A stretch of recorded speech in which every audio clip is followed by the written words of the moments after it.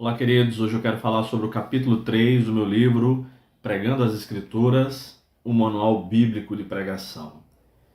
Alguns amigos, alguns leitores realmente me confirmaram após a leitura desta obra que se trata de fato de não mais um livro sobre homilética, mas é um livro sobre pregação e tem sua diferença. E também confirmaram, para a glória de Deus, que se trata de um manual de pregação, realmente, que vai servir durante toda a vida. Eu mesmo recorro aqui a colar aos recursos que eu não lembro que escrevi, claro, a gente não lembra de tudo, para formular meus sermões, para argumentar de um modo ou de outro, enfim, para dar aulas, né? Eu uso meu próprio livro, obviamente, e uso outros livros também. Tem muitos livros bons, sobretudo o livro de James Braga, Como Preparar Mensagens Bíblicas, que é um clássico que ensina o beabá, né, de como fazer mensagens. Hoje eu quero falar sobre o capítulo 3 do meu livro, A Pregação Apostólica, que eu dividi em 4 subtópicos: pregação em Atos dos Apóstolos, a pregação nas epístolas, características da pregação de Paulo e implicações para a pregação na nossa época. E eu quero focar nisso aqui, mas vou dar uma palhinha sobre os outros subtópicos também. Então, a pregação apostólica. A pregação no livro de Atos, por exemplo, todas as pregações registradas no livro de Atos mostram Jesus Cristo como Messias. São todas pregações temáticas, nenhum sermão em Atos é um sermão expositivo, ao contrário do que dizem por aí. No meu livro eu provo isso, aqui entre a página 45 e a página 59, eu mostro isso aqui, tá? Nem mesmo o sermão de Atos capítulo 2 se enquadra como um sermão expositivo, porque ele não tem somente um texto básico, tá? Enfim, e o objetivo da igreja, o objetivo de Lucas ao registrar Atos, as pregações em Atos, melhor dizendo, era mostrar não o dia a dia da igreja, culto de oração, culto de doutrina, escola bíblica, que nem tinha, né, nos moldes que nós temos hoje, mas a expansão do cristianismo. Por isso todas as pregações são evangelísticas, são sermões temáticos e o tema é Jesus Cristo. Jesus Cristo é o Messias. É o tema de todas as pregações, tá? Todas. E isso é muito interessante. Eu faço análise de todas as pregações do livro de Atos aqui. A pregação nas epístolas, o que Paulo, o que Pedro, João, Tiago, enfim, falam sobre Judas, falam sobre a pregação nas suas cartas. Então eu dou uma pincelada em cada uma dessas cartas, né? Cada um desses blocos de livros do Novo Testamento. Fala um pouco sobre as características da pregação de Paulo.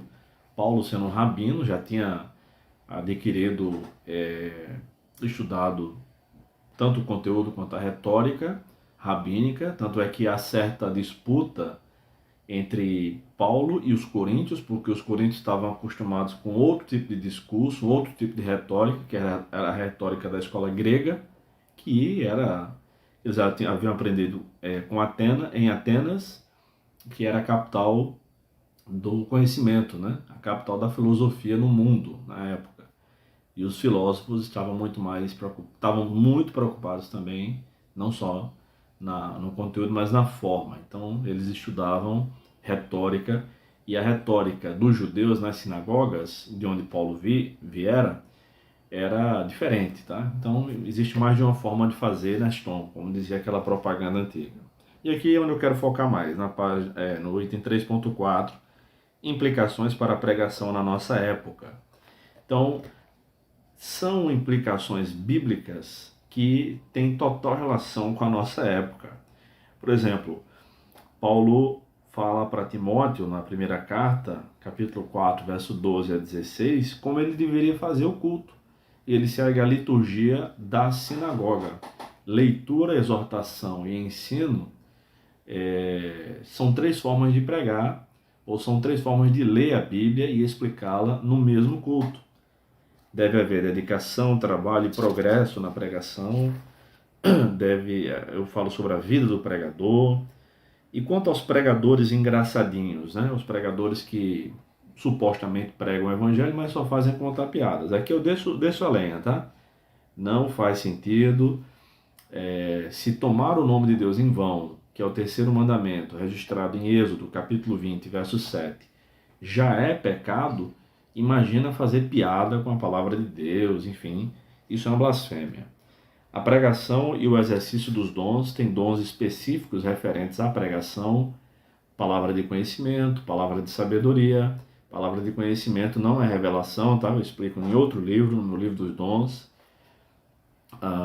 Enfim, há outros dons também, dom de exortação e outros dons referentes ao dom de ensino, que fortalecem esse dom, tá? O dom do ensino, que é a pregação.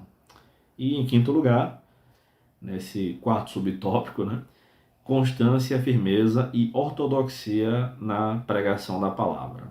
São questões pertinentes à nossa época, porque hoje em dia, assim como nos tempos de Moisés e na época do bezerro de ouro, as pessoas estão muito mais preocupadas, muitas delas, né? Não todo mundo, não todo pastor, não todo pregador, enfim.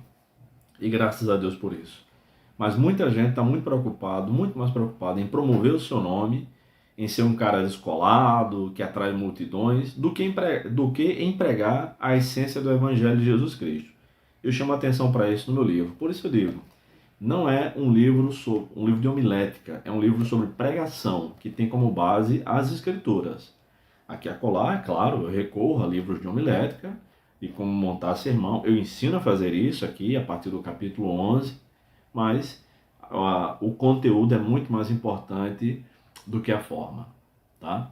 Então, pregando as Escrituras, adquira o seu e compartilhe esse vídeo com seus amigos aí, esse e os demais. Deus te abençoe e até mais.